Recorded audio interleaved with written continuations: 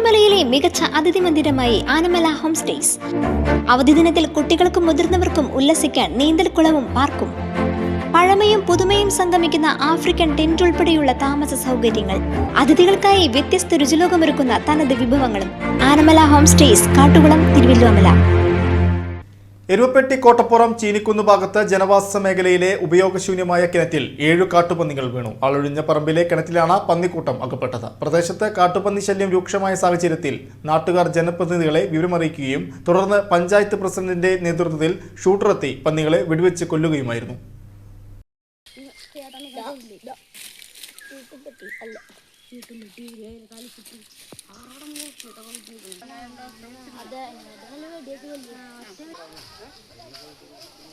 കോട്ടപ്പുറം ചീനിക്കുന്ന് ഭാഗത്ത് കാടിനോട് ചേർന്നുള്ള പറമ്പിലെ കിണറ്റിലാണ് 7 കാട്ടുപന്നികൾ കുടുങ്ങിയത്. നിരവധി വീടുകളുള്ള ഈ പ്രദേശത്ത് കാലങ്ങളായി കാട്ടുപന്നി ശല്യം അതിരൂക്ഷമാണ്.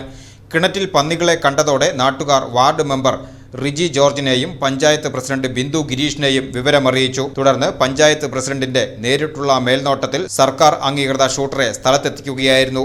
ഏറെ നേരത്തെ പരിശ്രമത്തിനൊടുവിൽ കിണറ്റിൽ അകപ്പെട്ട 7 പന്നികളെയും വെടിവെച്ചു കൊന്നു. കൃഷിനാശവും മനുഷ്യജീവന് ഭീഷണിയുമായി മാറിയ പന്നിക്കൂട്ടത്തെ വകവരുത്തിയതോടെ വലിയൊരു ആശങ്കയ്ക്കാണ് താൽക്കാലിക പരിഹാരമായതെന്ന് നാട്ടുകാർ പറഞ്ഞു.